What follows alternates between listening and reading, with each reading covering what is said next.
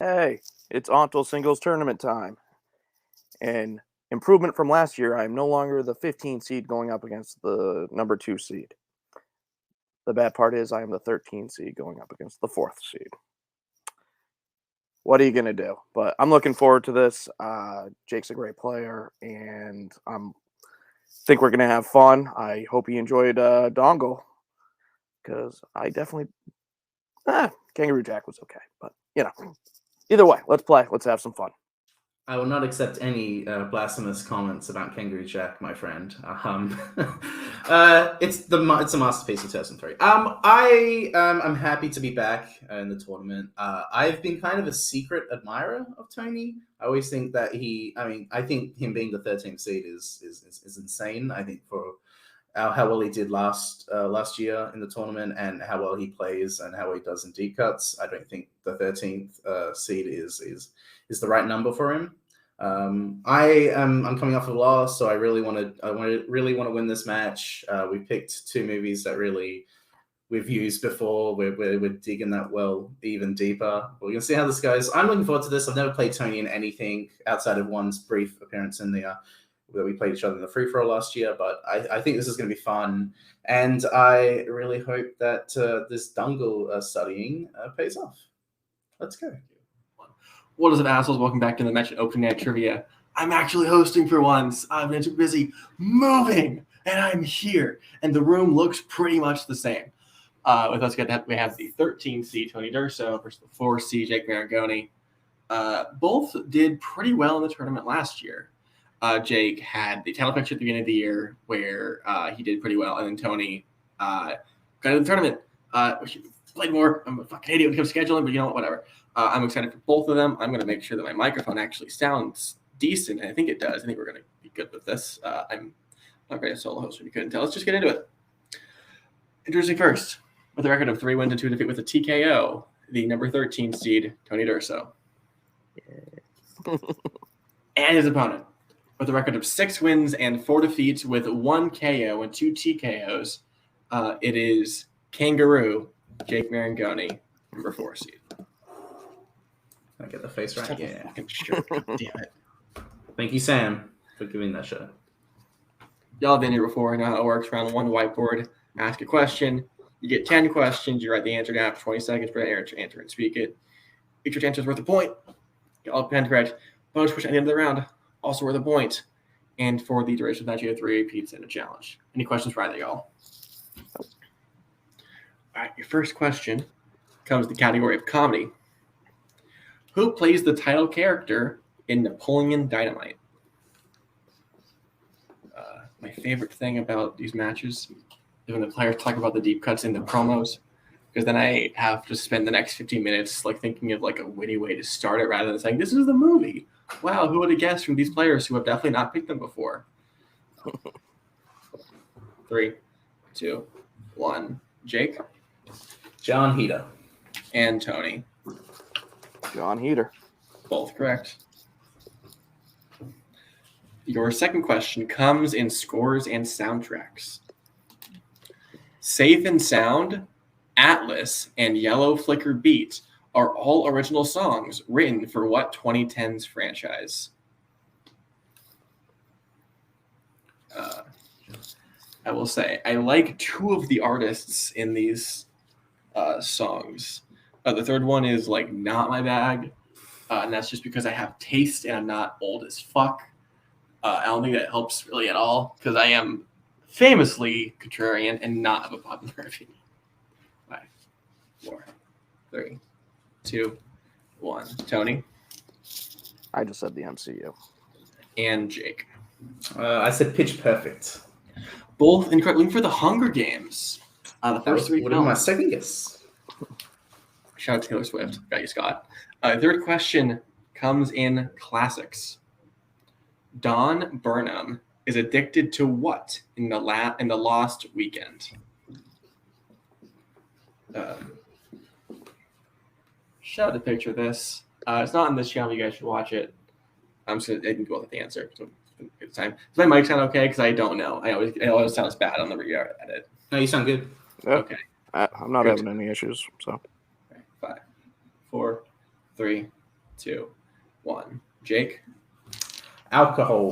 Just like and Tony. Alcohol. I didn't want to say anything. Both correct. I did play an ONTL match drunk, so famously. One of my favorite matches we had, just to point out. Sports. You'll find the Sparta Mixed Martial Arts Tournament in what sports film? I want to say, just fun fact, 2 of my favorite matches in ONTL have both featured Nazario. One was against Jake, where every question he missed, he'd take a shot. Bad decision. And the other one was against Dylan. This one against where Dylan, he picked the wrong movie. He picked the wrong Sadler comedy. Nazario is just like, no, not. He's like the blockbuster of everything, of just like, you come to ONTL to watch him and whatever the fuck he does. 4, 3, 2, 1. Tony Warrior. and Jake. Warrior. Both correct. I can sit down. You guys can still like. All right. Yes. All right. We Next can question. get your head. The important part. 1980s. How many children are there in the Freeling family in Poltergeist?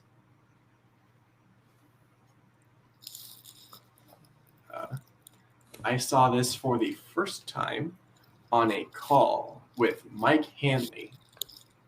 That's not a hint. It's just a fun fact. Because whenever I'm bored, I'm like, hey, Mike, want to watch movies? Like, fuck it, sure.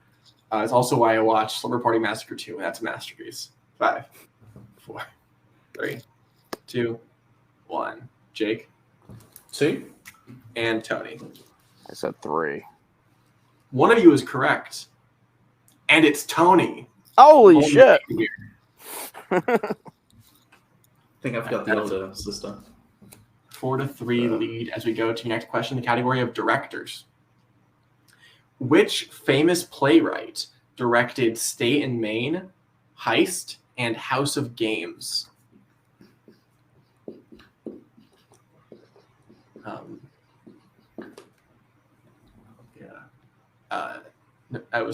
I said playwright, not just right.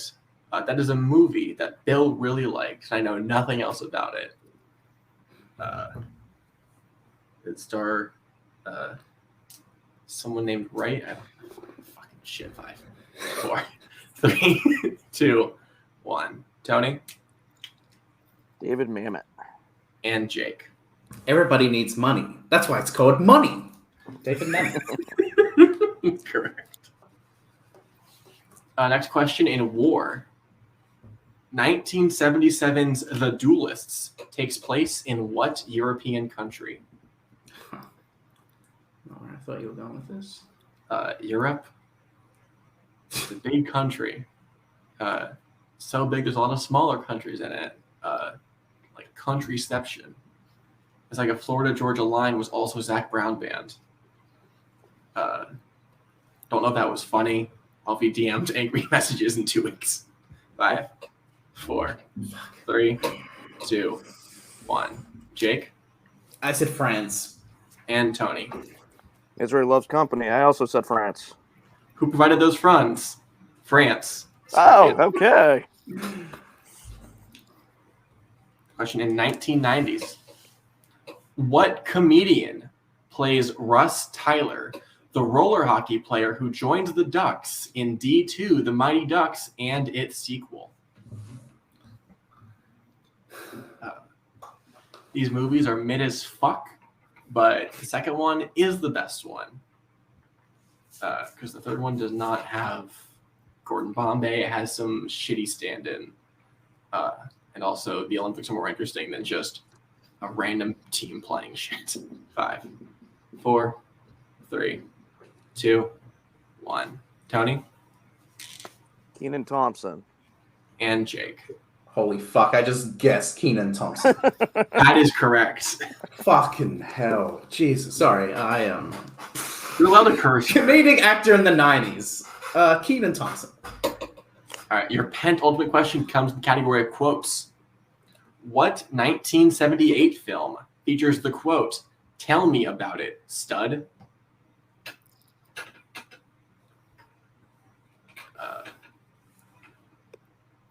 Maybe the film is about someone who like talks to walls, and they really love not the crossbars, but where the crossbars interconnect.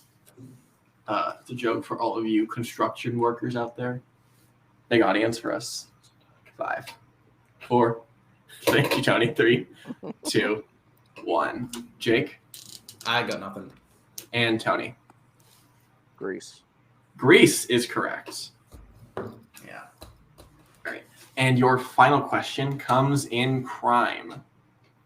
Which Oscar winner made their debut film appearance as Boo Radley in To Kill a Mockingbird? I read this in high school, and then I watched half of the movie. I was just moving in high school. I was supposed to. Then we ended up watching like the 60s version of Romeo and Juliet instead. Don't watch it. It is illegal. Not a fan. 5, 4, 3, 2, 1. Tony? Robert Duvall. And I was supposed to read this book in high school, but I didn't read books in high school. Jake? This could be it, boys. Robert Duvall. Both correct. And with that, going to round 2, a score of 9-7. Is that right, co-host? I think it is, co-host. Thank you. Round 2 is known as the deep cut round. For this match, each player pick a movie with their opponent study. They will receive 5 questions about the shows and films. A correct answer for their own film is worth 1 point. However, a correct answer for their opponents is worth 2. Tony, since you are in the lead, would you like questions from your film first or second? We'll do mine second. Okay. Which means we'll start with Kangaroo Jack. Shocker. I didn't know that was the movie. No, y'all would never have known. So first question, Kangaroo Jack. Name 2 of the 3 things Charlie says happened on Memorial Day, 1982, that would change his life. A little more time for this one.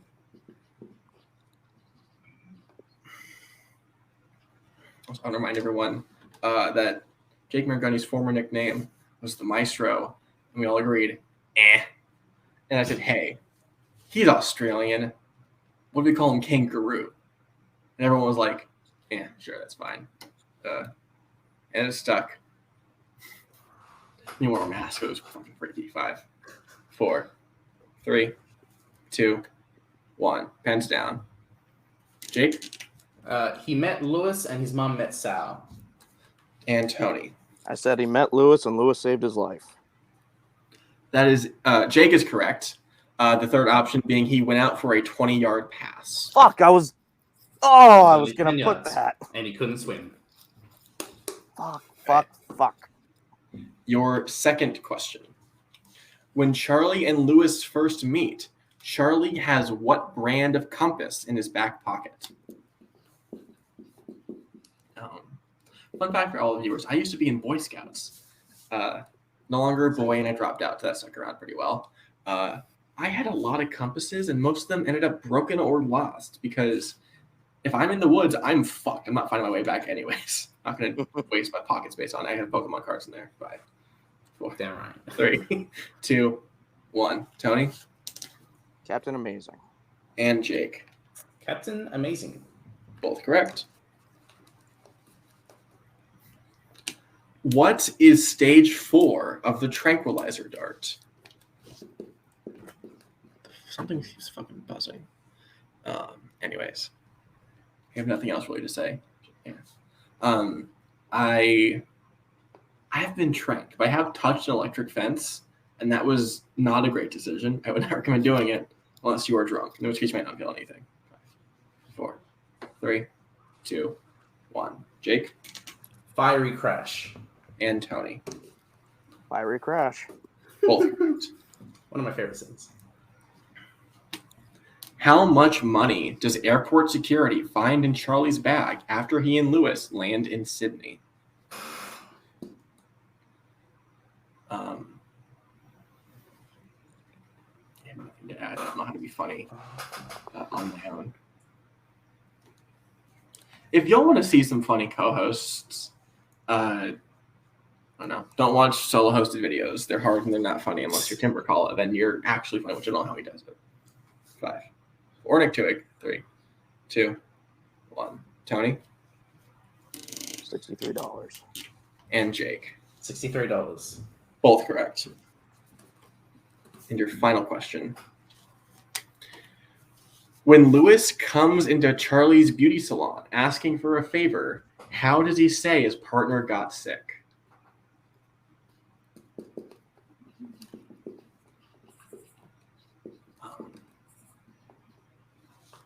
The last time I was sick, I had COVID, which is not a thing in Kangaroo Jack.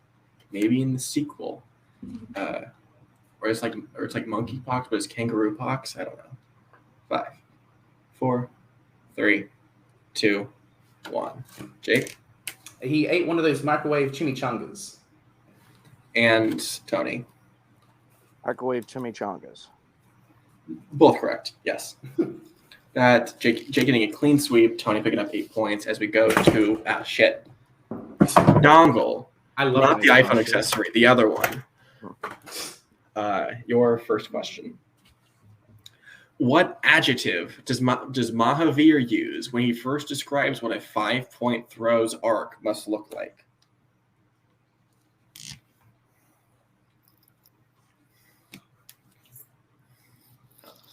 I watched this not for deep cuts. I watched this for a class, and they were like, yo, here's propaganda, non-American filmmaking, and I still don't know what he was trying to say.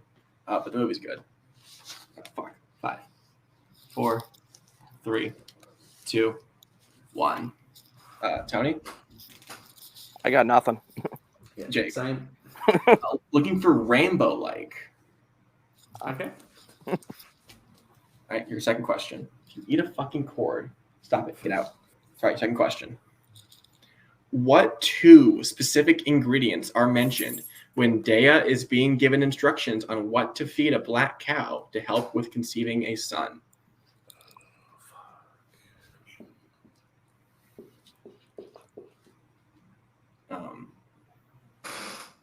The only ingredients I know is like how to cure the witch's curse into the woods.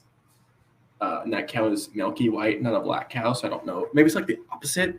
Maybe it's like a coat as blue as water. I don't know. 5, 4, 3, 2, 1. Jake? I got one right, but I got the other one right. I said white rice and sesame seeds.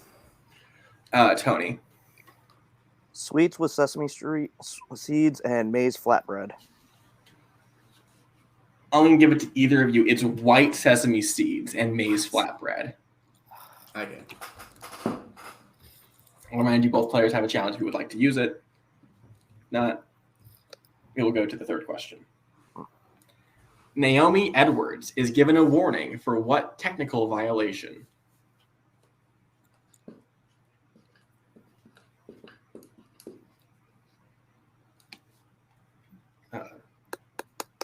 Shout out to John Marr.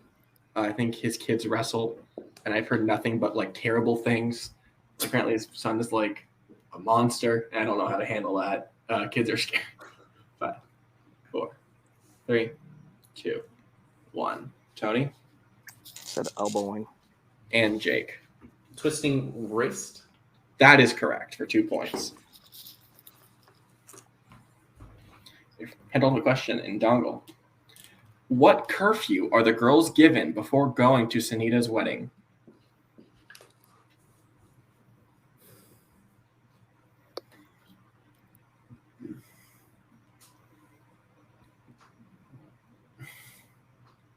Been a long day. Let's see if I get to take a nap. Not really. Like fall asleep, but like in spirit. 5. I hate solo hosting. I don't want to do it. Oh, it's great. I love it. No, stop, don't lie to me, Jake. Jake. 8 p.m. And Tony. 8 p.m. All right, both correct. All right, and your final question in Dongle. The third rupee note Mahavir points out in his scrapbook came from what city?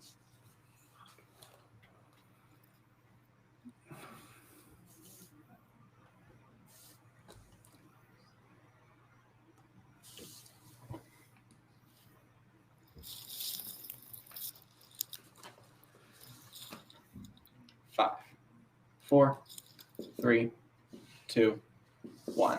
Pens down. Tony? I said Delhi. And Jake. I said Balali. Bold incorrect. Looking for Chandigarh. All right, with that, Tony maintains his 2-point lead with a score of 18-16. But here, no objections. It's correct. Move on to round 3. Round 3 is known as the IMDb round. You receive 3 questions at a variety of point values where we ask you to guess the film. For 2 points, I'm going to sit down for this. For 2 points, you give the year release, lead actor, and genre of the film.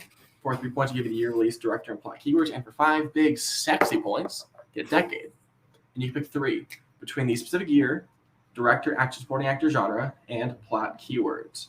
Tony, since you are in the lead, would you like questions from set 1 or set 2? Set 1. All right. I'm going to regret it, but set 1. Jake, since I gave you around 2 questions, I'll give you around 3 questions. Are you ready? That sounds fair. Yeah. All right. Your first question. Your year is 2005. Your actor is Joaquin Phoenix. And your genres are biography, drama, and music. Walk the line. Correct for 2 points. Because you're mine. Tony. Your year is 2007. Your lead actor is Michael Cera. And your genres is comedy. Super bad. Correct for 2 points. Jake, your 3-point question. Your year is 2015. Your director is Joel Edgerton. And your plot keywords are married couple, old friend, and stalker. Discount Michael Haneke's Cachet, The Gift. I haven't seen that, but this might be better. I don't know. Correct for 3 points. All right, Tony, your 3-point question. Your year is 2013. Your director is Ruben Fleischer. And your plot keywords are 1940s, 1940s, police vigilantism, and drug dealer.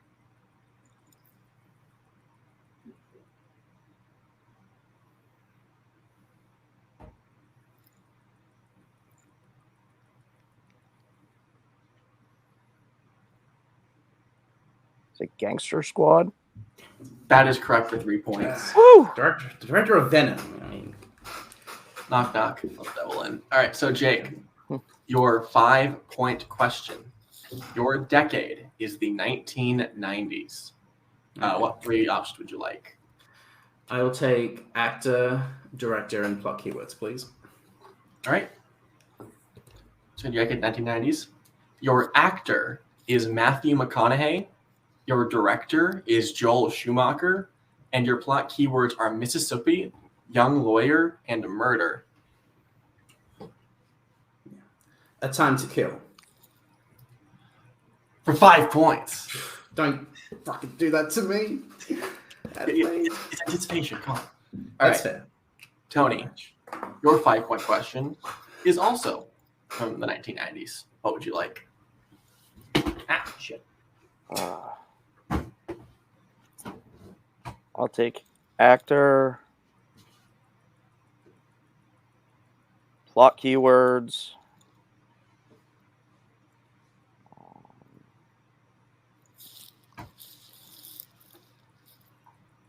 and director. Sure, why not? Fuck it. All right, same stuff. All right, so which I dated 1990s.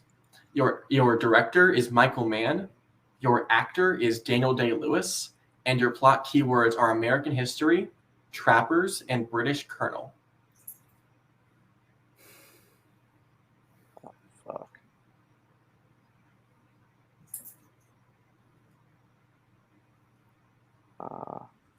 Last of the Mohicans.